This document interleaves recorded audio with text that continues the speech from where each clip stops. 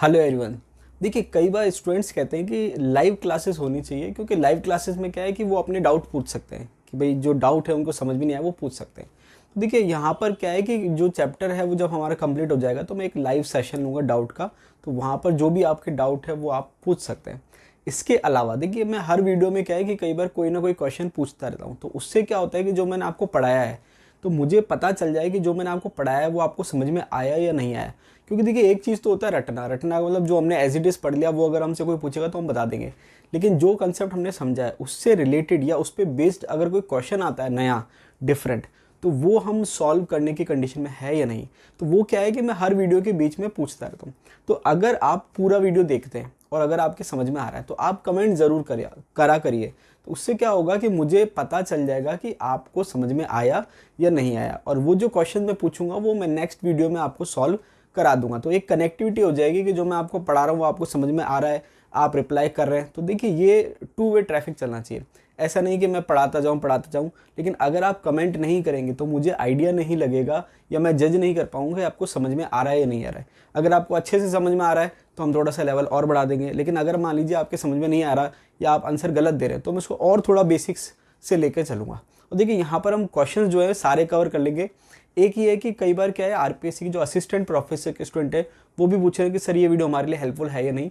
देखिए, उनको मैं ये कहना चाहता हूँ कि देखिए 100% तो उनके लिए यहाँ नहीं हो पाएगा, लेकिन जो बेसिक्स हैं या जो जो टॉपिक चल रहे हैं वो उनके काम ज़रूर आएंगे। और जब मैं क्वेश्चन सॉल्व करवाऊंगा तो स्कूल लेक्चर के तो सॉल्व करवाऊंगा, जो आपके असिस्टेंट प्रोफेसर के क्वेश्चन है वो भी सॉल्व करवाऊंगा, ताकि आपको एक एग्जैक्ट आइडिया लग जाए कि हाँ, ये असिस्टेंट प्रोफेसर में क्वेश्चन आया हुआ है और ये हमने वीडियो देखा और वीडियो देखने के बाद हम इसको सॉल्व करने की कंडीशन में हैं या नहीं है। तो चलिए, देखिए, लास्ट वीडियो में मैंने आपसे कुछ क्वेश्चंस पूछे थे, उनके आंसर डिस्कस कर लेते हैं ताकि आप अपना स्वयं का मूल्यांकन कर सकें कि आपने जो रिप्लाई दिया था, जो आंसर दिया था वो सही था या नहीं था। क्योंकि एक एक को कमेंट में रिप्लाई करना मेरे लिए पॉसिबल नहीं है, तो यहाँ पर मैं सॉल्व करवा देता हूँ। तो आप चेक कर लेना आपका जो आंसर है, जो आपने रिप्लाई दिया था वो सही है या नहीं है। पहला क्वेश्चन जो मैंने आपसे पूछा था वो ये था कि C4H8 के टोटल स्ट्रक्चरल आइसोमर कितने होंगे। अब देखिए, क्वेश्चन की आपको लैंग्वेज पकड़नी है कि पूछ क्या रहा है। स्ट्रक्चरल आइसोमर पूछ रहा है टोटल, मतलब यहाँ पर आपको स्टीरियो चेक करने की ज़रूरत नहीं है, मतलब स्टीरियो आइसोमर चेक करने की ज़रूरत नहीं है। तो यहाँ पर आप देखेंगे स्टीरियो आइसोमर, हम जब स्टीरियो पढ़ेंगे वहाँ पर हम डिस्कस कर लेंगे। तो C4H8 टोटल स्ट्रक्चर पूछ रहा है। तो यहाँ पर कई बार क्या होता है कि हम स्ट्रक्चरल आइसोमर बनाते हैं, कई बार होता है कि एक ही को हम दो बार रिपीट कर देते हैं, एक ही स्ट्रक्चर को, और कई बार ये होता है कि एक दो स्ट्रक्चर हमसे मिस हो जाती है, तो वहाँ पर हमारा आंसर क्या हो जाता है, गलत हो जाता है। तो इसका सबसे बेस्ट तरीका ये है कि आप पहले से इस टाइप के क्वेश्चन जो हैं सॉल्व करके रख लीजिए और आप उसका आंसर लिख लीजिए, तो आपको क्या हो जाएगा, याद हो जाएगा। तो आप क्या है, सॉल्व करके भी देख लीजिए और याद करने से क्या है, आपका टाइम बच जाएगा और नेगेटिव होने के चांस कम रहेंगे। अगर आप क्या है सॉल्व करेंगे तो हो सकता है कोई एक आध स्ट्रक्चर आपसे मिस हो जाए। तो चेक कर लेते हैं। देखिए, यहाँ पर C4H8 आपको पता है एल्कीन का कॉमन फॉर्मूला है CnH2n। यहाँ पर ये हो गया फर्स्ट 2 ब्यूटीन, यहाँ पर ये हो गया सेकंड 1 ब्यूटीन। अगर नाम की बात करें तो ये 2 ब्यूटीन हो गया और ये 1 ब्यूटीन हो गया। अब इसके अलावा ये तो आपके चेन की अगर हम बात करें तो ये आपके 4 कार्बन की चेन है और ये भी आपके 4 कार्बन की चेन है, ठीक है। इसके अलावा जो लास्ट वाली जो स्ट्रक्चर है, इसको मैं 3rd नंबर दे देता हूँ। ये आप देखेंगे तो जो मैक्सिमम कार्बन की चेन है वो कितने कार्बन की है, 3 कार्बन की। तो अगर आप चेन के बेस पे देखेंगे तो एक तो ये हो गया 4 कार्बन की चेन वाला और एक ये हो गया 3 कार्बन की चेन वाला, ठीक है। अब 4 कार्बन की चेन में ये आपके पोजीशन आइसोमर कहलाएगा। क्यों? क्योंकि डबल बॉन्ड जो है उसकी रिलेटिव पोजीशन क्या हो रही है, चेंज हो रही है। तो यहाँ पर ये 1 पे है और यहाँ पर ये 2 पे है। तो चेन के बेस पे देखें तो आपके 4 कार्बन की चेन और 3 कार्बन की चेन, फिर 4 कार्बन में आपके पोजीशन आइसोमर आपने चेक करा तो इसके 2 बन गए, तो 2 ये हो गए और एक ये हो गया। क्लियर? 3 तो ये हो गए। इसके बाद एक हमने पढ़ा था कि आपके रिंग चेन आइसोमर। तो रिंग चेन आइसोमर का मतलब क्या है कि ये आपके ओपन चेन है और ये मैंने क्या बना दी, रिंग बना दी। तो ये मैंने इसको दे दिया 4था नंबर। अब इसमें भी आप देखेंगे कि रिंग चेन आइसोमर भी ये 4 कार्बन की और ये मैंने 3 कार्बन की बना दी और एक सब्स्टिट्यूएंट बना दिया। तो यहाँ पर आप जितने भी आइसोमर हमने पढ़े स्ट्रक्चर में, चाहे वो चेन आइसोमर हो, चाहे रिंग चेन आइसोमर हो, चाहे पोजीशन हो, मेटामर हो, ईटीसी, जितने भी हो फंक्शनल ग्रुप, ये सारे आपको चेक करने हैं। और सारे चेक करने के बाद जो टोटल स्ट्रक्चर आपके पास आ रही है वो आपको चेक करनी है। तो कितनी होगी, 1 2 3 4 5। अब देखिए, ये 5 स्ट्रक्चर है। अगर इसके अलावा कोई स्ट्रक्चर आपको पता है जो मुझसे मिस हो गई है तो आप कमेंट बॉक्स में कमेंट कर सकते हैं। तो मेरे हिसाब से तो 5 है। अब मान लीजिए कि स्ट्रक्चरल आइसोमर आपसे पूछे तो इसका आंसर क्या हो जाएगा 5। अगर वो टोटल पूछ लेता, स्टीरियो भी इंक्लूड कर लेता, तो वहां पर होता क्या कि ये ज्योमेट्रिकल शो करता है। क्या शो करता है? ज्योमेट्रिकल। तो एक आइसोमर बढ़ जाता है आपके, ठीक है। ज्योमेट्रिकल आइसोमर जब हम पढ़ेंगे तो वहां पर हम देख लेंगे, तो ये ज्योमेट्रिकल शो करता है। तो स्ट्रक्चरल तो हो गए 5, और अगर टोटल पूछ लेता है इंक्लूडिंग स्टीरियो तो ये हो जाते हैं 6, क्योंकि ये ज्योमेट्रिकल शो कर रहा है, बाकी कोई ज्योमेट्रिकल शो नहीं कर रहा। क्लियर। नेक्स्ट क्वेश्चन था minimum number carbon alkane show position isomerism. अब देखिए यहाँ पर क्या है कि कई जनों ने आंसर लिखा है कि 4 कार्बन। तो देखिए 4 कार्बन की अगर बात करें, 4 या 5 जो भी आपने लिखा है, तो यहाँ पर आंसर जो है टोटल कार्बन अगर हम गिने तो 1 2 3 4 5 और 6 कार्बन की एल्केन जो है पोजीशन आइसोमर शो कर रही है। कैसे कि यहाँ पर मैंने एल्केन कहा है, सब्सटीट्यूटेड एल्केन नहीं कहा। जैसे मान लीजिए हेलो एल्केन नहीं कहा या कोई फंक्शनल ग्रुप नहीं कहा, प्योर एल्केन की बात हो रही है, ठीक है। तो कोई ग्रुप नहीं है। तो यहाँ पर आपको पता है कि पोजीशन आइसोमर में क्या होता है कि या तो फंक्शनल ग्रुप या कोई सब्सटीट्यूटेंट जिसकी पोजीशन क्या हो डिफरेंट। तो यहाँ पर सब्सटीट्यूटेंट छोटे से छोटा अगर हम लेंगे तो मिथाइल होगा। क्या होगा? मिथाइल। अब यहाँ पर मिथाइल की अगर आप पोजीशन की बात करेंगे तो देखिए 1 पोजीशन तो आ नहीं सकते। क्यों? क्योंकि 1 पे अगर आप ले लेंगे तो वो तो चेन में काउंट हो जाएगा। तो यहाँ पर आपको पोजीशन कम से कम 2 लेनी पड़ेगी। क्या लेनी पड़ेगी? 2। तो यहाँ पर जब आप इसकी 2 पोजीशन लेंगे तो ये हो गया 1 2 3 4 5, तो ये हो जाएगा 2 मिथाइल पेंटेन। और जब आप यहाँ पर आप देखेंगे तो इसका नाम क्या हो जाएगा 1 2 3 4 5 मिथाइल पेंटेन। अगर मान लीजिए आप यहाँ पर 5 की जगह 4 कार्बन की चेन लेते हैं, सपोज ये मैंने कितने कार्बन की ले ली? 4। तो अब आप चाहे सब्स्टिट्यूएंट यहाँ लगाएं तो 1 2 तो भी 2 पे माना जाएगा। और अगर आपने सब्स्टिट्यूएंट यहाँ की जगह यहाँ लगा दिया तो काउंटिंग कहाँ से होती है? जहाँ से सब्स्टिट्यूएंट पास होता है, तो भी 2 माना जाएगा। तो कहने का मतलब ये कि 4 कार्बन की चेन में अगर आप सब्स्टिट्यूएंट लगाएंगे तो पोजीशन केवल 2 ही आएगी, 3 नहीं आएगी, ठीक है। तो यहाँ पर आंसर क्या हो गया? 6 कार्बन। आंसर क्या हो गया? 6 कार्बन, क्योंकि 4 में पोजीशन आपकी 2 ही आएगी सब्स्टिट्यूएंट की, 3 नहीं आ सकती। और 1 पे अगर आप लेंगे तो चेन की लेंथ चेंज हो जाएगी। तो आंसर क्या है कि मिनिमम 6 कार्बन की एल्केन जो है वो क्या शो कर सकती है? पोजीशन आइसोमेरिज्म शो कर सकती है। तो ये मैं आपको बताना चाह रहा हूँ कि क्वेश्चन कुछ भी पूछा जा सकता है, बेसिक्स आपके क्लियर होनी चाहिए। क्यों? क्योंकि यहाँ पर हर चीज़ आपको लाइन टू लाइन कहीं मिले लिखी हुई मिल जाए ऐसा पॉसिबल नहीं है, ठीक है। चलिए नेक्स्ट क्वेश्चन की बात करें, हाइब्रिडाइजेशन ऑफ कार्बन। अब देखिए यहाँ पर कार्बोक्सिलिक एसिड अगर फंक्शनल ग्रुप है तो उसके कार्बन का हाइब्रिडाइजेशन क्या होगा? तो मैंने आपको बता रखा है हाइब्रिडाइजेशन कैसे निकालते हैं। ऑर्गेनिक केमिस्ट्री की बात करें तो ऑर्गेनिक में एक सिग्मा बॉन्ड, दूसरा सिग्मा बॉन्ड, और ये पाई बॉन्ड और सिग्मा बॉन्ड। तो ये मैंने आपको बता रखा है कि सिग्मा बॉन्ड कितने हैं? 3 और एक पाई है। तो पाई बॉन्ड हाइब्रिडाइजेशन में काउंट होता नहीं है, तो सिग्मा बॉन्ड काउंट होते हैं। तो सिग्मा कितने हैं? 3। तो 3 हाइब्रिड ऑर्बिटल। तो 3 हाइब्रिड ऑर्बिटल किस पे बनते हैं? sp2 में। तो आंसर क्या हो जाएगा? sp2। तो जैसे आपको पता चल गया sp2 है तो आपको पता होना चाहिए कि ये कार्बन की स्ट्रक्चर क्या होगी? ट्राइगोनल प्लेनर, मतलब प्लेन स्ट्रक्चर होगी, ठीक है। एक 3 वैलेंसी और एक डबल बॉन्ड हो जाएगा। क्लियर। तो जब हम एसिड पढ़ेंगे वहाँ पर और डिटेल में स्ट्रक्चर डिस्कस कर लेंगे। नेक्स्ट क्वेश्चन मैंने पूछा था IUPAC नेम ऑफ। देखिए एस्टर के IUPAC नेम अपने आप में इंपॉर्टेंट होते हैं। कॉमन नेम अलग चीज़ है, IUPAC नेम अलग चीज़ है, आपको दोनों पता होनी चाहिए, ठीक है। यहाँ पर मैं आपको फोकस बार बार इसलिए कर रहा हूँ क्योंकि कई क्वेश्चन आएंगे जहाँ का केवल नाम पे क्वेश्चन आ जाएगा। तो नाम आपको पता होनी चाहिए, जैसे जैसे आप पढ़ते जाइए नाम नोट करते जाइए, कॉमन भी और IUPAC भी। अब देखिए एस्टर का जब हम नाम लिखते हैं तो होता है एल्काइल एल्केनोइड या एल्किल एल्केनोइड भी आप कह सकते हैं। तो एल्काइल एल्केनोइड जब आप नाम लिखते हैं तो देखिए यहाँ पर आपको ध्यान क्या रखना है कि ये बीच में ऑक्सीजन आ गया। क्या आ गया? ऑक्सीजन आ गया। इसका मतलब ये कार्बन चेन अलग है और ये कार्बन चेन अलग है, ये हमने मेटामर में पढ़ा था। तो यहाँ पर एल्किल एल्केनोइड जो आप नाम लिख रहे हो तो होता क्या है कि जब आप ईथर का नाम लिखते हो, एल्कॉक्सी एल्केन लिखते हो, तो वहाँ पर तो क्या होता है कि हम सब्स्टिट्यूएंट छोटा लेते हैं और एल्केन बड़ा लेते हैं। लेकिन यहाँ ऐसा कुछ नहीं है। यहाँ पर आपको ध्यान क्या रखना है, ये एल्काइल होगा और ये एल्केनोइड होगा, चाहे कार्बन की संख्या कुछ भी हो। तो जब मैं इसकी बात करूँगा एल्काइल एल्केनोइड, तो ये कितने कार्बन दिख रहे हैं? 1। तो ये हो गया मिथाइल। ये कितने दिख रहे हैं? 1 और 2, ये भी काउंट करना है। तो कितने हो गए? 2। तो एल्केनोइड का मतलब 2 कार्बन मतलब इथेनोइड, इसका नाम क्या हो जाएगा? मिथाइल इथेनोइड, ठीक है।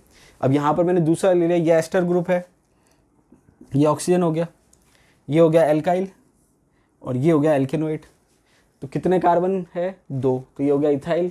ये कितने कार्बन है? 1। तो ये क्या हो गया? मिथेनोइड। समझ में आ रही बात?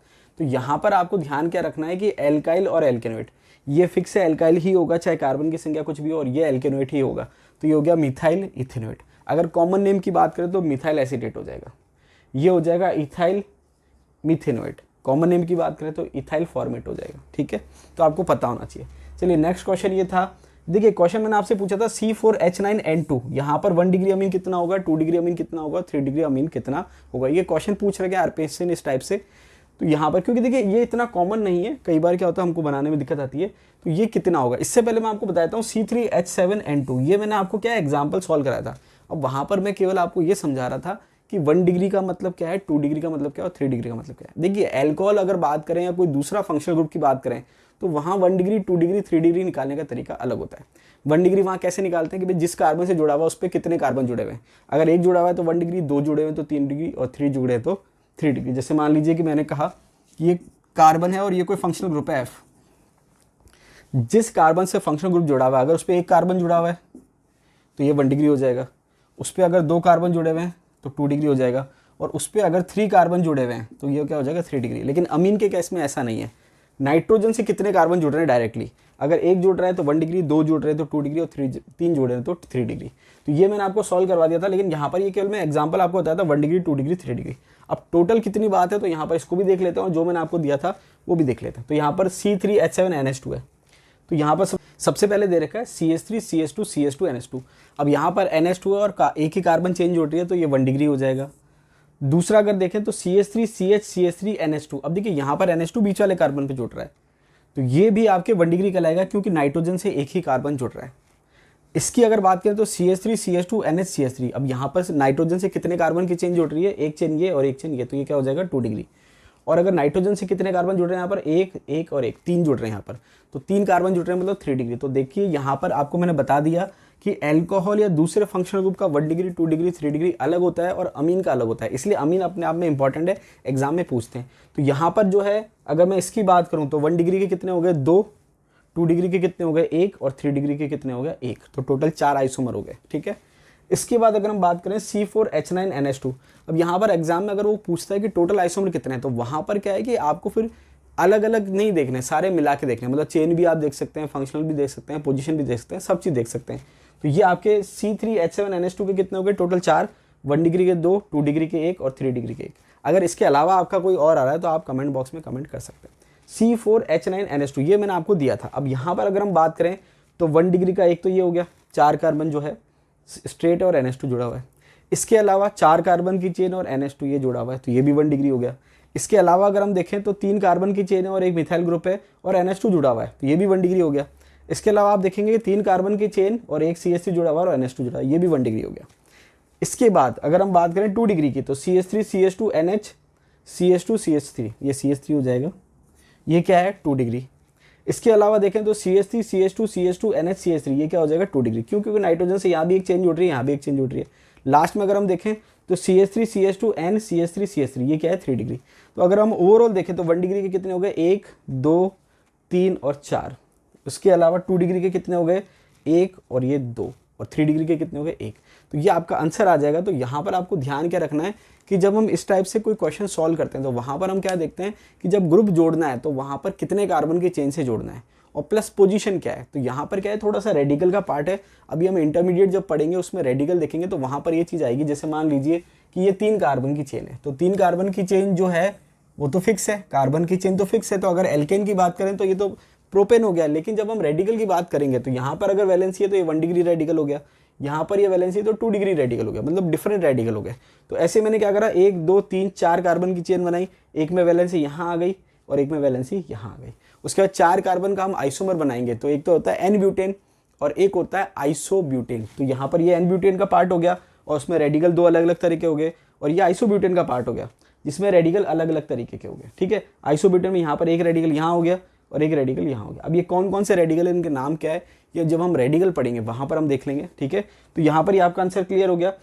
देखिए यहाँ पर जब मैं आपको क्वेश्चन देता हूँ तो आप मुझे कमेंट जरूर करिए, तो क्या है आपकी भी प्रैक्टिस हो जाएगी और मुझे भी एक आइडिया लगेगा कि आपको समझ में आ रहा है या नहीं आ रहा है, और आपको खुद को एक आइडिया हो जाएगा कि जो चीज़ हमने पढ़ ली है। जैसे मान लीजिए कई बार हम वीडियो शुरू करने से पहले देखते हैं कि आइसोमर तो हमको आता है, बहुत कॉमन टॉपिक है, इसको हमको वीडियो को देखने की जरूरत नहीं है। लेकिन अगर वहीं पर आपसे क्वेश्चन पूछा जा रहा है और आपसे सॉल्व नहीं हो रहा, इसका मतलब कोई ना कोई कमी है जो कि हमको क्या करनी है, दूर करनी है। रिएक्शन मैकेनिज्म, अभिक्रिया की क्रियाविधि। अब देखिए रिएक्शन मैकेनिज्म का सिंपल सा मीनिंग ये है कि रिएक्टेंट से प्रोडक्ट कैसे बना पूरा उसका स्टेप वाइज डिटेल एक्सप्लेनेशन जो होता है वो रिएक्शन मैकेनिज्म कहलाता है। अब देखिए अगर हम किसी सिंपल सी रिएक्शन की बात करें तो अगर हम किसी रिएक्शन को रिप्रेजेंट करें तो कैसे रिप्रेजेंट करते हैं कि रिएक्टेंट गिव्स प्रोडक्ट, ठीक है। अब यहाँ पर रिएक्टेंट जो है उसको हम दो में डिवाइड कर देते हैं, सबस्ट्रेट और रिएजेंट, गिव्स प्रोडक्ट। तो रिएक्टेंट का मतलब होता है अभिकारक और प्रोडक्ट का मतलब होता है उत्पाद। अब यहाँ पर हमने रिएक्टेंट को दो में डिवाइड करा, सबस्ट्रेट और रिएजेंट। रिएजेंट का मतलब आपके रिएजेंट जो है वो क्या है, देखिए सबस्ट्रेट वो है कि जिस पे अटैक होता है, सबस्ट्रेट क्या है कि जिस पे अटैक होता है, और रिएजेंट क्या है कि जो अटैक करता है। बात समझ आ गई? जैसे मान लीजिए एल्कीन है, उस पर कोई इलेक्ट्रोफाइल अटैक कर रहा है तो एल्कीन तो क्या हो गया, सबस्ट्रेट हो गया, और इलेक्ट्रोफाइल क्या हो गया, रिएजेंट हो गया, और वो क्या दे रहा है, प्रोडक्ट। तो ये बेसिक सा रिएक्शन लिखने का तरीका है। अब यहाँ पर क्या है कि हमें दो चीज़ पढ़नी है। क्या पढ़नी है कि एक तो रिएजेंट कौन कौन से टाइप के होते हैं और कैसे हम उसको पहचान सकते हैं। इस पर आरपीएससी क्वेश्चन पूछती है, ठीक है, कौन सा इलेक्ट्रोफाइल है कौन सा नहीं है। उसके साथ साथ आगे और भी क्वेश्चन आएंगे। तो वहाँ पर दो तरीके से है, या तो आपको इलेक्ट्रोफाइल पहचानना आना चाहिए, या फिर हम एक एक रिएक्शन पढ़ते हैं, वहाँ पर हमको ये पूछते हैं कि इस रिएक्शन में इलेक्ट्रोफाइल क्या है। तो वो हम डिटेल में आगे पढ़ेंगे, वैसे वैसे आता जाएगा। तो एक तो हमको पढ़ना है रिएजेंट कौन से, जिसमें बेसिकली हम इलेक्ट्रोफाइल और न्यूक्लियोफाइल पढ़ेंगे। उसके बाद अगर हम मान लीजिए कोई रिएक्शन को रिप्रेजेंट कर रहे हैं तो सबसे दो सिंपल तरीके मैंने ले लिए रिएक्शन को रिप्रेजेंट करने के लिए। कैसे? मान लीजिए कि ये रिएक्शन, अब ये रिएक्शन लिखी हुई सिंपल है, तो ये मैकेनिज्म नहीं लिखा हुआ, ये केवल रिएक्शन लिखी हुई है। अब अगर इसको मैकेनिज्म के फॉर्म में लिखें तो सबसे सिंपल मैकेनिज्म जो है वो ये वाला हो सकता है। कैसे? One step mechanism. कैसे? पाथ वन मैंने लिख दिया। अब यहाँ पर क्या है कि रिएक्टेंट जो है वो क्या बना रहा है, एसी, एक्टिवेटेड कॉम्प्लेक्स, या आप कह सकते हैं ट्रांजिशन स्टेट, ठीक है। काइनेटिक्स में हम पढ़ते हैं एक्टिवेटेड कॉम्प्लेक्स थ्योरी, वहाँ पर और डिटेल में आ जाएगा। तो यहाँ पर हमने क्या देखा, पाथ वन में रिएक्टेंट से क्या बन रहा है, एक्टिवेटेड कॉम्प्लेक्स बन रहा है, या फिर हम उसको ट्रांजिशन स्टेट भी कह सकते हैं, और उससे क्या बन गया, प्रोडक्ट बन गया। इसका मतलब क्या हुआ, यहाँ पर मैकेनिज्म क्या है, कंसिडर्ड मैकेनिज्म है।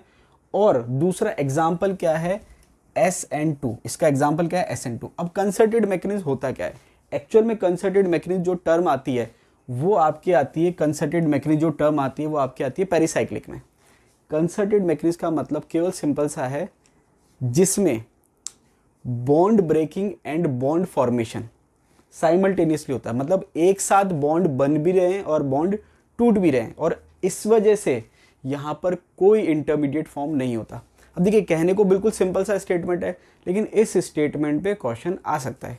कैसे? क्वेश्चन ये आ गया कि कौन सा रिएक्शन मैकेनिज्म जो है वो कंसर्टेड है, ऑप्शन दे देगा SN1, SN2, E1, E2, ETC, खूब सारे ऑप्शन दे देगा। तो कंसर्टेड मैकेनिज्म जब तक आपको पता नहीं है, टर्मिनोलॉजी पता नहीं, आप इसका आंसर कैसे करेंगे? तो आंसर कैसे करेंगे, कंसर्टेड मैकेनिज्म का मतलब ये है कि बॉन्ड फॉर्मेशन और बॉन्ड ब्रेकिंग क्या हो रहे हैं, एक साथ हो रहे हैं। अब यहाँ पर मैंने लिख दिया एग्जाम्पल SN2। SN2 को हम डिटेल में पढ़ेंगे, लेकिन थोड़ा सा मैं आपको यहाँ बता देता हूँ कि इसका मतलब क्या है।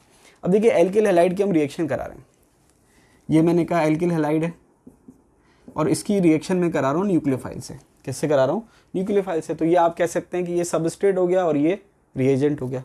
अब ये आपके रिएक्टेंट की कंडीशन में है या रिएक्टेंट के स्टेट में, यहाँ पर आपने कह दिया रिएक्टेंट है। अब एक्टिवेटेड कॉम्प्लेक्स या ट्रांजिशन स्टेट कैसे बनेगी कि ये मैंने कह दिया X है, और ये मैंने कह दिया R है, और ये मैंने कह दिया N, न्यूक्लियोफाइल। ये नेगेटिव मैंने डाल दिया, या डेल नेगेटिव आप कह सकते हैं, दोनों साइड जैसा आप कहना चाहिए। ये मैंने कह दिया डेल नेगेटिव, और ये मैंने कह दिया डेल नेगेटिव, और ये कह दिया डेल पॉजिटिव। इसका मतलब क्या हुआ, इसका मतलब ये हुआ कि ये आपके कार्बन है और ये हेलोजन है, तो यहाँ से न्यूक्लियोफाइल अटैक कर रहा है। अब न्यूक्लियोफाइल अटैक कर रहा है मतलब न्यूक्लियोफाइल कार्बन के पास आ रहा है, इसका मतलब ये बॉन्ड क्या हो रहा है, फॉर्म हो रहा है, और ये बॉन्ड क्या हो रहा है, ब्रेक हो रहा है, ठीक है।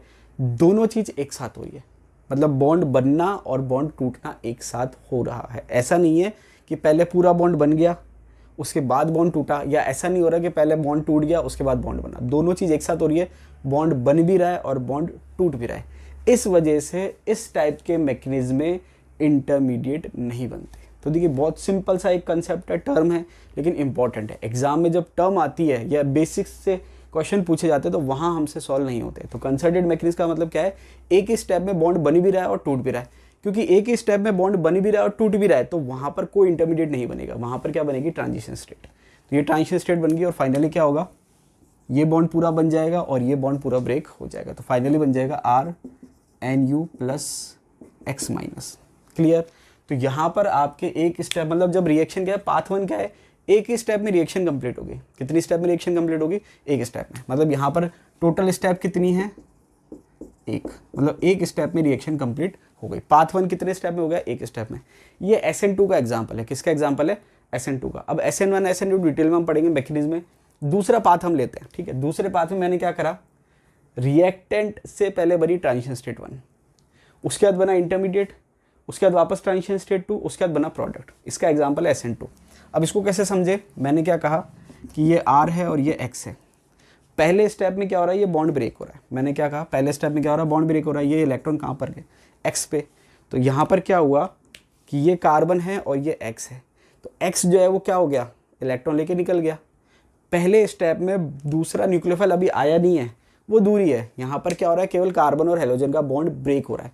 इसका मतलब बॉन्ड टूटना और बॉन्ड बनना एक साथ नहीं हो रहा, अलग अलग हो रहा है। पहले बॉन्ड टूट रहा है, ठीक है, X इलेक्ट्रॉन लेके निकल गया। इससे क्या हुआ, R पे क्या आ गया, प्लस चार्ज आ गया।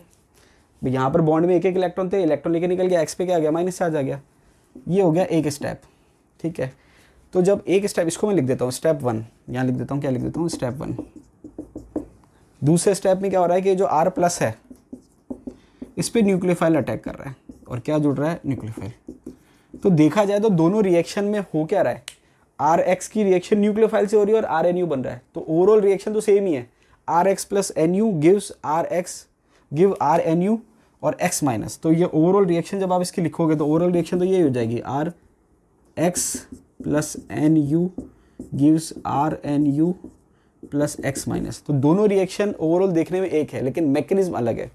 यहाँ पर क्या हुआ, फर्स्ट स्टेप में इलेक्ट्रॉन लिए X ने, तो R प्लस और X माइनस। दूसरे स्टेप में बॉन्ड बना। अब यहाँ पर हुआ क्या, बॉन्ड पहले टूटा, बाद में बॉन्ड बना। तो यहाँ पर जब दोनों चीज़ एक साथ होती है उसको कहते हैं कंसर्टेड मैकेनिज्म, वहाँ कोई इंटरमीडिएट नहीं बनता।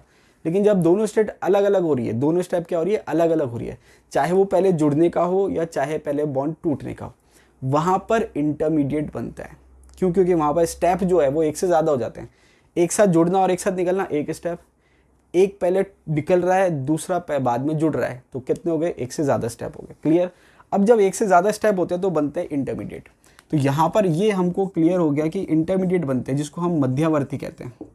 अभी हमारे सिलेबस में इंटरमीडिएट दे रखे हैं, 6 तरह के इंटरमीडिएट दे रखे हैं। तो पहले कम से कम हमें ये पता चलना चाहिए कि इंटरमीडिएट बनते कैसे हैं और क्यों बनते हैं। तो रिएक्शन के दौरान इंटरमीडिएट बनते हैं जिनको मध्यवर्ती कहते हैं, मतलब बहुत ज़्यादा स्टेबल नहीं होते। तो ये आपके RX से ये बना R प्लस, ये एक इंटरमीडिएट का टाइप है, कार्बोकेटाइन जिसको कहते हैं। और उसके बाद इसने रिएक्शन करी, फाइनल प्रोडक्ट बना दिया। अब यहाँ पर आपको क्या करना है कि कब इंटरमीडिएट बनेगा, कब नहीं बनेगा, किस टाइप की रिएक्शन में कौन सा इंटरमीडिएट बनेगा, ये सब हम डिस्कस करेंगे। अब यहाँ पर ये जो मैंने आपको बात बताई इसको मैं यहाँ ये मैंने डायग्राम से शो कर दिया। कैसे, ये एनर्जी प्रोफाइल है, रिएक्शन प्रोग्रेस है, एनर्जी प्रोफाइल, रिएक्शन प्रोग्रेस, इस टाइप का डायग्राम है। मतलब रिएक्टेंट से बना ट्रांजिशन स्टेट, ट्रांजिशन स्टेट से बना प्रोडक्ट। ये जो है एग्जाम्पल है किसका, SN2 का। तो आपसे क्वेश्चन पूछता है SN2 में, तो ये SN2 में क्या बन रहा है, तो SN2 में क्या बन रहा है, ट्रांजिशन स्टेट, ठीक है। अब SN1 की बात करें तो देखिए SN1 में क्या हो रहा है कि रिएक्टेंट से पहले बन रही है ट्रांजिशन स्टेट 1, उसके बाद बन रहा है इंटरमीडिएट। तो जैसे यहाँ पर मैंने आपको इंटरमीडिएट बना दिया, ये स्टेप 1 हो गया। तो इसका सीक्वेंस क्या है कि रिएक्टेंट से ट्रांजिशन स्टेट 1, फिर इंटरमीडिएट, फिर ट्रांजिशन स्टेट 2, फिर प्रोडक्ट। तो पहले स्टेप में हमने इंटरमीडिएट बनाया, दूसरे स्टेप में हमने प्रोडक्ट बनाया। अब कई बार RPSC क्वेश्चन पूछती है कि ये आपके हो गया SN1, SN1 में क्या बनता है। तो ऑप्शन होता है, एक इंटरमीडिएट होता है और एक होता है ट्रांजिशन स्टेट। एक्चुअल में देखा जाए तो ट्रांजिशन स्टेट 2 बनते हैं, मतलब इससे ज़्यादा बन रहे हैं। लेकिन वहाँ पर उसकी जो भावनाएं हैं पूछने की, वो ये है कि SN जो 1 है वहाँ इंटरमीडिएट बन रहा है। तो अगर 2 ऑप्शन में से एक चूज़ करना हो, इंटरमीडिएट और ट्रांजिशन स्टेट, तो आंसर क्या चूज़ करेंगे आप, इंटरमीडिएट। बात समझ में आई, क्या चूज़ करेंगे, इंटरमीडिएट। तो अब आपके कंक्लूजन क्या निकल रहा है कि आपके जो ट्रांजिशन स्टेट की संख्या है, क्या संख्या है, ट्रांजिशन स्टेट कितनी बन रही है, वो किसके बराबर है, नंबर ऑफ स्टेप्स के। मतलब एक रिएक्शन जितनी स्टेप में होगी उतनी ही ट्रांजिशन स्टेट बनेगी। जैसे मान लीजिए पाथ 1 में कितनी स्टेप है, 1, तो कितनी ट्रांजिशन स्टेट बन रही है, 1। पाथ 2 में हमने कितनी स्टेप ली, 2, तो ट्रांजिशन स्टेट कितनी बन रही है, 2। अब बात आती है इंटरमीडिएट की। तो इंटरमीडिएट की जो संख्या है वो कितनी है, तो इंटरमीडिएट की जो संख्या है वो क्या है, नंबर ऑफ स्टेप्स -1। इंटरमीडिएट की संख्या कितनी है, नंबर ऑफ स्टेप्स -1, मतलब जितनी स्टेप में रिएक्शन हो रही है उससे एक कम।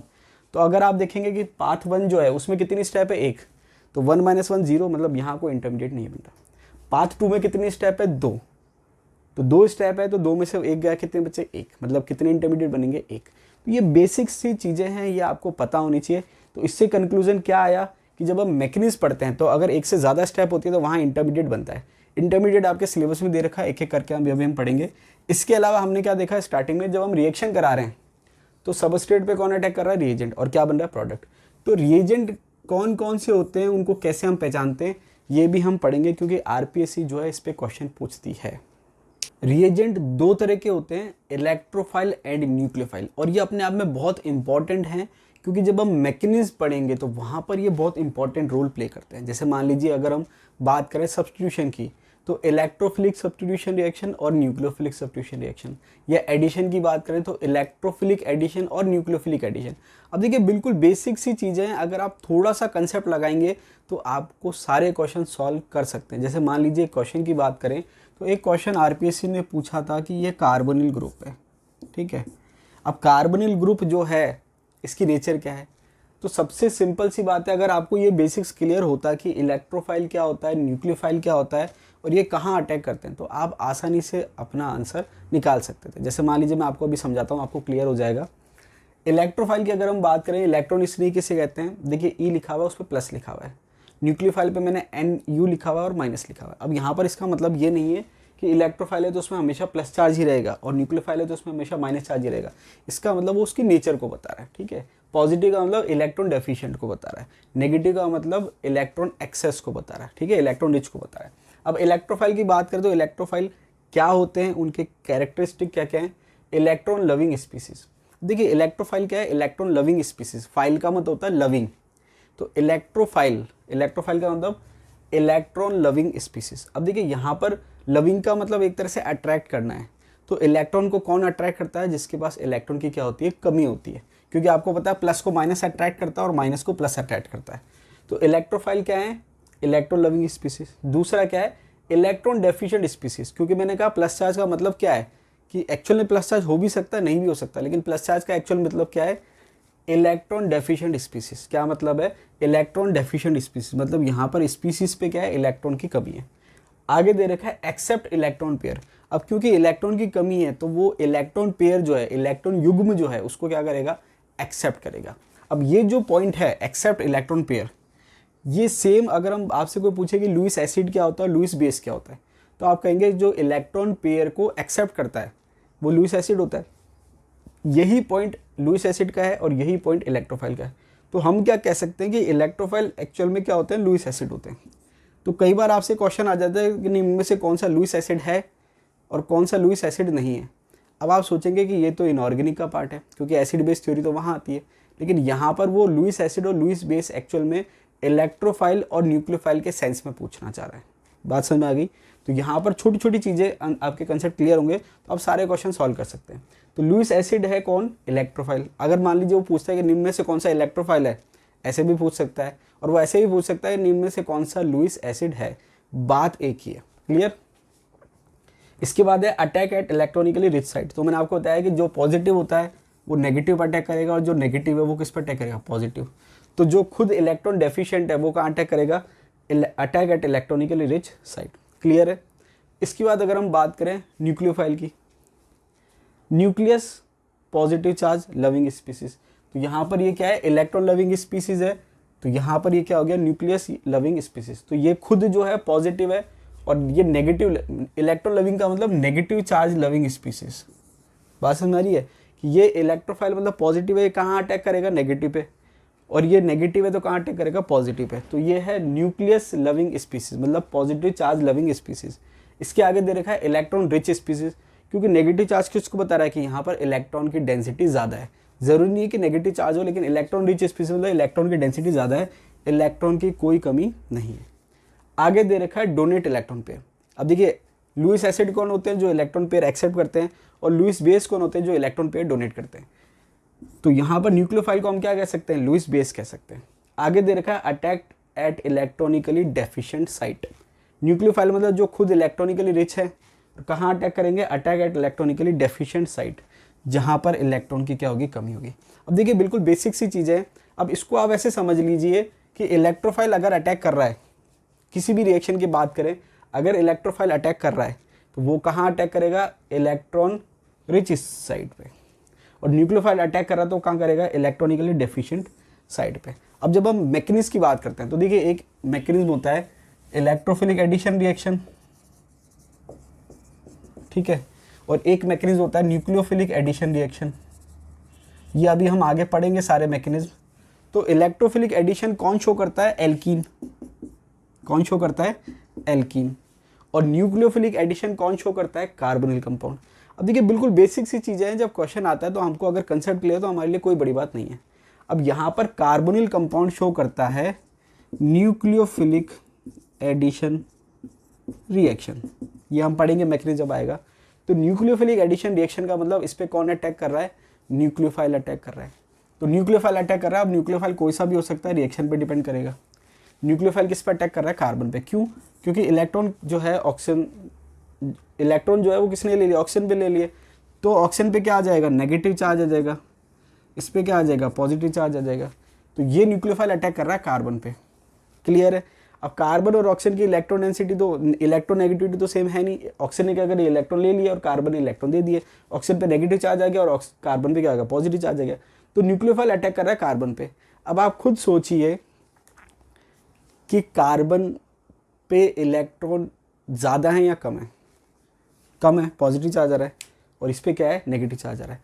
तो ये आपके न्यूक्लियोफाइल अटैक कर रहा है, तो ये एक तरह से क्या है, इलेक्ट्रॉन डेंसिटी कम हो गई, मतलब इसकी नेचर क्या है, इलेक्ट्रोफिलिक हो गई।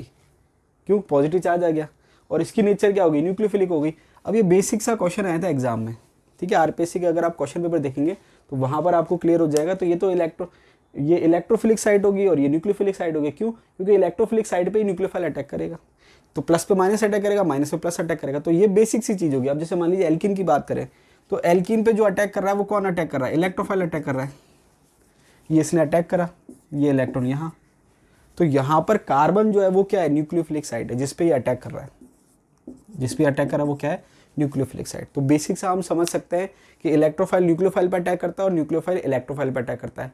तो अगर किसी स्पीसीज पे इलेक्ट्रोफाइल अटैक कर रहा है तो वो खुद न्यूक्लियोफाइल की तरह बिहेव कर रही है, और किसी स्पीसीज पे अगर न्यूक्लियोफाइल अटैक कर रहा है तो वो खुद इलेक्ट्रोफाइल की तरह अटैक कर रही है। इसलिए मैं आपको जीओसी पढ़ा रहा हूँ डिटेल में, ताकि आपके एक एक कंसेप्ट क्लियर हो, ताकि आपको जब क्वेश्चन आए तो आपको बहुत ज़्यादा प्रॉब्लम नहीं आए। तो अगर आपको समझ में आ गया तो देखिए यहाँ पर आप आसानी से कर सकते हैं। न्यूक्लियोफाइल कार्बन पे अटैक करता है तो ये इलेक्ट्रोफिलिक साइड हो गया, और न्यूक्लियोफाइल ऑक्सीजन पे अटैक नहीं, मतलब ये कार्बन इलेक्ट्रोफिलिक साइड हो गया, प्लस चार्ज आ गया, और इलेक्ट्रॉन किस पे आ गया, ऑक्सीजन पे, तो ये क्या हो जाएगा, न्यूक्लियोफिलिक साइड हो जाएगा। आपको ये पता चल गया कि इलेक्ट्रोफाइल क्या होता है और न्यूक्लियोफाइल क्या होता है। अब इससे ज़्यादा इंपॉर्टेंट क्या है, उसके एग्जाम्पल, क्योंकि एग्जाम में एग्जाम्पल ही पूछे जाते हैं कि निम्न में से कौन सा इलेक्ट्रोफाइल है, निम्न में से कौन सा न्यूक्लियोफाइल है, या निम्न में से कौन सा इलेक्ट्रोफाइल नहीं है, या निम्न में से कौन सा न्यूक्लियोफाइल नहीं है, या निम्न में से कौन सा लुईस एसिड है या लुईस बेस है।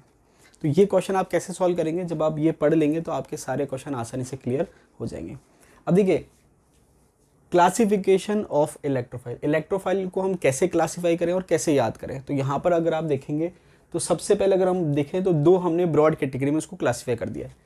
पहला पॉजिटिव चार्ज स्पीसीज, दूसरा न्यूट्रल स्पीसीज। मैंने आपको बताया था कि इलेक्ट्रोफाइल इलेक्ट्रॉन डेफिशिएंट होता है, लेकिन इसका मतलब ये नहीं है कि उस पर पॉजिटिव चार्ज हमेशा हो, न्यूट्रल भी हो सकता है और पॉजिटिव चार्ज भी हो सकता है। तो पहला क्लासिफिकेशन हमने पहले किस में क्लासीफाई करा है, पॉजिटिव चार्ज स्पीसीज। तो नॉर्मली अगर हम बात करें 99% जिन भी स्पीसीज पर पॉजिटिव चार्ज होता है वो सब क्या होती है, इलेक्ट्रोफाइल। अब मैंने यहाँ पर 100% नहीं कहा, क्यों, क्योंकि केमिस्ट्री अगर हम पढ़ रहे हैं और वहाँ एक्सेप्शन ना हो, ऐसा पॉसिबल नहीं होता, ठीक है। तो पॉजिटिव चार्ज स्पीसीज जितनी भी हैं वो आपके 99% के केस में क्या होंगे, इलेक्ट्रोफाइल। एग्जाम्पल की बात करें R+, H+, Cl+, Br+, I+ है ये, NO2+, CH3CO+, C6H5N2+, जिसको आप डाइजोनियम आयन कहते हैं। देखिए ये NO2+, ये अपने आप में इंपॉर्टेंट है, क्योंकि जब हम नाइट्रेशन ऑफ बेंजीन पढ़ते हैं वहाँ पर ये आता है, ठीक है। तो ये आपके कुछ एग्जाम्पल दे रखे हैं। डाइजोनियम आयन, आपके डाइजोनियम जो है सॉल्ट वो आपके सिलेबस में दे रखे हैं, बेंजीन डाइजोनियम सॉल्ट आप कह सकते हैं, बहुत इंपॉर्टेंट है, तो वहाँ पर ये आएगा।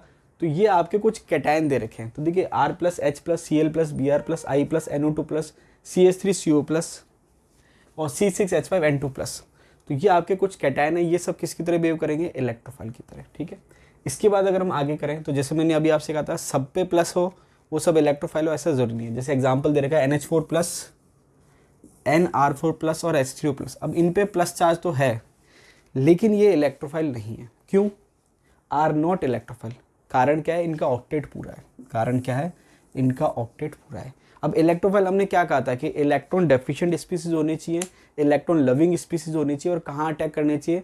जहाँ पर इलेक्ट्रॉन रिच साइट हो। अब क्योंकि इनका पहले से ऑक्टेट पूरा है तो अब इनके पास इलेक्ट्रॉन लेने की जगह नहीं है, तो ये इलेक्ट्रोफाइल की तरह बिहेव नहीं करते। अब देखिए क्वेश्चन क्या आएगा कि निम्न में से कौन सा इलेक्ट्रोफाइल नहीं है। 4 ऑप्शन देगा, चारों प्लस वाले दे देगा। तो अब चारों जब प्लस वाले देगा तो ये प्लस वाले होने के बावजूद क्या है? इलेक्ट्रोफाइल नहीं है। और ज़्यादा और टिपिकल क्वेश्चन है तो क्या है? न्यूट्रल दे देगा। तो आपको लगेगा प्लस तो इलेक्ट्रोफाइल होता ही है, तो यहाँ पर आपको ध्यान रखना है कि ये इलेक्ट्रोफाइल नहीं होते। चलिए आगे चलते हैं। Neutral species. अब देखिए ये तो हो गए पॉजिटिव चार्ज स्पीसीज जो कि एज ए इलेक्ट्रोफाइल बिहेव कर रहे हैं। न्यूट्रल स्पीसीज की बात करें, इनकम्प्लीट ऑक्टेट और species having weekend P orbital. अब न्यूट्रल स्पीसीज को भी इसने 3 कैटेगरी में डिवाइड कर दिया। पहला क्या है? Incomplete octet. अब देखिए ऑक्टेट आप जानते हैं अष्टक का नियम, अगर वैलेंस शेल में 8 इलेक्ट्रॉन है तो ऑक्टेट पूरा है, और 8 से अगर कम है तो हम क्या कहते हैं? ऑक्टेट पूरा नहीं है, इनकम्प्लीट ऑक्टेट है। ठीक है। Species having weekend P orbital, इसको ऑल्टरनेट लैंग्वेज में क्या कहें कि जिसमें पी ऑर्बिटल क्या है? खाली है। एग्जाम्पल की बात करें तो BF3, BCl3, BBr3, Bi3, AlCl3, CCl2, Cr2। अब देखिए ये कार्बिन है Cr2, और CCl2 को आप डाइक्लोरोकार्बिन कह सकते हैं। BH3 और B2H6, एक्चुअल में तो B2H6 ही होता है, लेकिन कई बार नॉर्मली हम रिएक्शन लिखते हैं तो वहाँ BH3 लिख देते हैं। डाइबोरेन होता है, ये इंपॉर्टेंट है अपने नाम में। चलिए एक क्वेश्चन आपसे पूछता हूँ, हालांकि मैंने आपको भी नहीं पढ़ाया, अगर किसी को भी आता है तो आप बता सकते हैं कि डाइक्लोरोकार्बिन कौन सी नेम रिएक्शन में एज ए इंटरमीडिएट फॉर्म होता है। ठीक है, ये आपको बताना है। ठीक है, क्योंकि यहाँ पर क्या है कि ये एज ए रिएजेंट भी बिहेव कर रहा है और एज ए इंटरमीडिएट भी फॉर्म होता है। ये आपको बताना है। अगर आपका पढ़ा हुआ है तो अच्छी बात है, नहीं पढ़ा हुआ तो जैसे जैसे हम आगे बढ़ेंगे वैसे वैसे मैं आपको बता दूंगा। ये तो हो गया इनकम्प्लीट ऑक्टेट की बात। अब यहाँ पर क्या है कि ये जो है इनकम्प्लीट ऑक्टेट हम इलेक्ट्रोफाइल के हेडिंग में पढ़ रहे हैं, लेकिन ये सारे के सारे लुईस एसिड भी हैं। ये सब क्या है? लुईस एसिड भी है, क्योंकि आपको बता दिया मैंने कि इलेक्ट्रोफाइल जो है वो आपके क्या है? लुईस एसिड भी होते हैं। आगे दे रखा है स्पीसीज हैविंग वीकेंट डी ऑर्बिटल, तो पी ऑर्बिटल वेकेंट है, वो हो गया। दूसरा है species having vacant D orbital. D orbital अगर वेकेंट है तो वो भी किसकी तरह बिहेव करेगा? इलेक्ट्रोफाइल की तरह बिहेव करेगा। एग्जांपल दे रखा है PCl3, PCl5, FeCl3, ZnCl2, ETC। ठीक है, तो जब आप रिएक्शंस पढ़ेंगे तो आप देखेंगे ये सारी चीज़ें वहाँ पर आपके आएंगी। ऑर्गेनिक की खास बात ये है कि सब चीज़ें इंटरलिंक है, तो अगर आपके शुरू से बेस वीक है तो आपको समझने में दिक्कत आएगी, और अगर आपके कंसेप्ट क्लियर हैं तो आपको कोई सा भी बेसिक से बेसिक क्वेश्चन नए से नया बना के दे दें, आप आसानी से सॉल्व कर सकते हैं। बस आपको चीज़ें याद होनी चाहिए। आगे अगर बात करें, नेक्स्ट कैटेगरी है स्पीसीज हैविंग मल्टीपल बॉन्ड। अब देखिए मल्टीपल बॉन्ड वाले केस में क्या है? 2 तरह के एग्जाम्पल दे रखे हैं, जिसमें या तो वो खुद इलेक्ट्रोफाइल की तरह बिहेव कर रहा है, मतलब वो खुद क्या कर रहा है? अटैक कर रहा है, या फिर उस पर न्यूक्लियोफाइल अटैक कर रहा है। तो अगर न्यूक्लियोफाइल उस पर अटैक कर रहा है तो वो खुद की नेचर क्या हो गई? इलेक्ट्रोफिलिक नेचर हो गई। क्लियर है? तो यहाँ पर अगर हम देखेंगे तो एग्जाम्पल दे रखे हैं स्पीसीज हैविंग मल्टीपल बॉन्ड। अब देखिए मल्टीपल बॉन्ड में सारे एग्जाम्पल आ जाए ऐसा जरूरी नहीं है, जो एग्जाम्पल दे रखे वही आपको ध्यान रखना है। SO3। अब जैसे आप देखेंगे कि बेंजीन की जब हम रिएक्शन पढ़ेंगे, इलेक्ट्रोफिलिक सब्सटीट्यूशन रिएक्शन, तो वहाँ एक आती है सल्फोनेशन रिएक्शन, वहाँ पर इलेक्ट्रोफाइल क्या होता है? SO3। तो SO3 इलेक्ट्रोफाइल है। CO2 ये भी इलेक्ट्रोफाइल है। जब हम रिएक्शन पढ़ेंगे बेंजीन की या एरोमेटिसिटी वाला चैप्टर पढ़ेंगे, वहाँ पर जब रिएक्शन पढ़ेंगे तो ये सब आएंगे as a electrophile. SO3 electrophile की तरह बिहेव करता है, CO2 इलेक्ट्रोफाइल की तरह बिहेव करता है। अब इसका हम रीज़न क्या कह सकते हैं कि भाई ये SO3 है, तो हम कह सकते हैं कि भाई ऑक्सीजन पे क्या है? डेल नेगेटिव है, और सल्फर पे क्या है? डेल पॉजिटिव है। तो जो सल्फर की जो साइट है या सल्फर का जो एटम है, वहाँ क्या हो गया? इलेक्ट्रॉन डेफिशिएंसी क्रिएट हो गई। तो पूरा मॉलिक्यूल को अगर हम बात ना करें तो जो साइट है पर्टिकुलर सल्फर की, वो क्या है? इलेक्ट्रॉन डेफिशिएंट है। तो कहाँ से अटैक होगा? सल्फर से अटैक होगा। ऐसी बात CO2 की करें तो CO2 में भी क्या है? ये डेल नेगेटिव, ये डेल नेगेटिव और ये डेल पॉजिटिव। कार्बन पे क्या है? पॉजिटिव साइट है, तो ये आपके क्या है? इलेक्ट्रोफाइल की तरह बिहेव कर रहे हैं। अभी मैंने आपसे कहा कि जो कार्बोनिल वाला ग्रुप है वहाँ पर क्या है कि ये इलेक्ट्रॉन लेता है, तो ये डेल नेगेटिव और ये डेल पॉजिटिव। तो डेल नेगेटिव डेल पॉजिटिव, तो जो न्यूक्लियोफाइल है वो कार्बन पे अटैक कर रहा है, तो न्यूक्लियोफाइल जिस पे अटैक कर रहा है वो खुद किसकी तरह बिहेव कर रहा है? इलेक्ट्रोफाइल की तरह। तो यहाँ पर ये आपके रिएजेंट ना हो गया, हम इसको ऐसे कह सकते हैं कि ये सबस्ट्रेट है, लेकिन इसकी नेचर क्या है? इलेक्ट्रोफिलिक नेचर है, क्योंकि इस पर कौन अटैक कर रहा है? न्यूक्लियोफाइल अटैक कर रहा है। क्लियर? तो यहाँ पर ये जो है 2 तरीके से आप समझ सकते हैं, या तो वो खुद अटैक करेगा या उस पर अटैक होगा। खुद अटैक करेगा तो इलेक्ट्रोफाइल की तरह बिहेव कर रहा है, कहाँ अटैक करेगा, न्यूक्लियोफिलिक नेचर पे। और अगर उस पर खुद पे अटैक हो रहा है तो न्यूक्लियोफाइल उस पर अटैक करेगा और उसकी खुद की नेचर क्या है, इलेक्ट्रोफिलिक नेचर है। क्लियर है। आगे बात करें साइनाइड। साइनाइड जो है, अब आप खुद सोचिए कि साइनाइड की नेचर मैंने आपको कहाँ बता दी, इलेक्ट्रोफिलिक नेचर बता दी, तो इस पर अटैक कौन करेगा, न्यूक्लियोफाइल। कार्बोनिल की नेचर क्या बता दी, इलेक्ट्रोफिलिक बता दी, इस पर अटैक कौन करेगा, न्यूक्लियोफाइल। इसी प्रकार से कीटीन। ठीक है। आगे बात करें आइसोसाइनेट, बेंजाइन, इंपॉर्टेंट इंटरमीडिएट है, 6 इंटरमीडिएट आपके सिलेबस में दे रखे हैं। बेंजाइन अपने आप में इंटरमीडिएट इंपॉर्टेंट है और इस पर डायरेक्ट क्वेश्चन आता है। और क्योंकि बहुत ज़्यादा डिटेल में नहीं है, छोटा सा है, तो आप पढ़ेंगे तो इस पर कोई भी क्वेश्चन आएगा आप आसानी से सॉल्व कर सकते हैं। तो बेंजाइन जो है उसकी नेचर क्या है, इलेक्ट्रोफिलिक नेचर है। क्या है, इलेक्ट्रोफिलिक, मतलब खुद किसकी तरह बिहेव कर रहा है, इलेक्ट्रोफाइल की तरह बिहेव कर रहा है। आगे बात करें तो देखिए नॉर्मली मैंने अभी आपको बताया था कि जो कार्बन कार्बन डबल बॉन्ड है वो इलेक्ट्रोफिलिक एडिशन रिएक्शन शो करता है, मतलब उसकी खुद की नेचर क्या है, न्यूक्लियोफिलिक। लेकिन अगर उस पर मैं कोई ग्रुप लगा दूँ जो कि क्या है, इलेक्ट्रॉन विड्रॉइंग ग्रुप है, इलेक्ट्रॉन विड्रॉइंग नेचर का कोई ग्रुप लगा दूँ तो उसकी नेचर क्या हो जाएगी, चेंज हो जाएगी। इसका मतलब ये हुआ कि अगर कोई सिंपल एल्कीन है तो वो क्या शो करती है, रिएक्शन, इलेक्ट्रोफिलिक एडिशन रिएक्शन। लेकिन अगर मैंने कोई ग्रुप लगा दिया उस पर डायरेक्ट जो कि इलेक्ट्रॉन विड्रॉइंग ग्रुप है तो उसकी नेचर चेंज हो जाएगी, उस पर कौन अटैक करेगा, फिर न्यूक्लियोफाइल अटैक करेगा। ठीक है।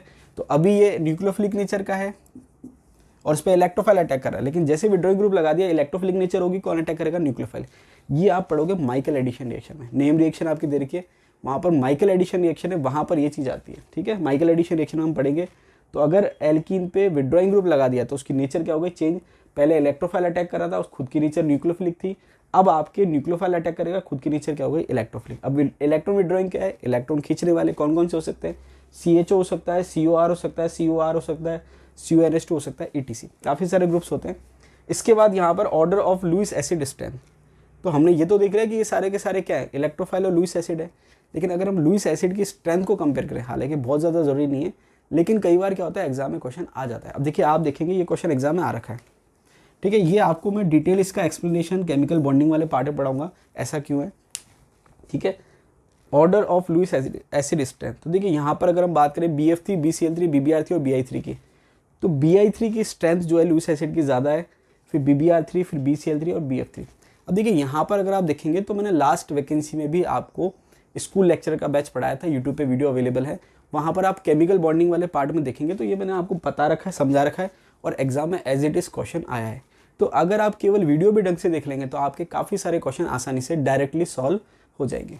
तो यहाँ पर आप देखेंगे नॉर्मली हम क्या सोचते हैं कि फ्लोरीन की इलेक्ट्रॉन नेगेटिविटी ज़्यादा है तो बोरोन पे क्या हो जाएगी, इलेक्ट्रॉन डेंसिटी कम हो जाएगी, तो वहाँ पर क्या हो जाएगा, ये ज़्यादा स्ट्रॉन्ग लुईस एसिड होगा, जबकि ऐसा नहीं है। आंसर क्या है इसका, जस्ट रिवर्स है, BF3 से ज़्यादा BCl3, फिर BBr3 और फिर BI3।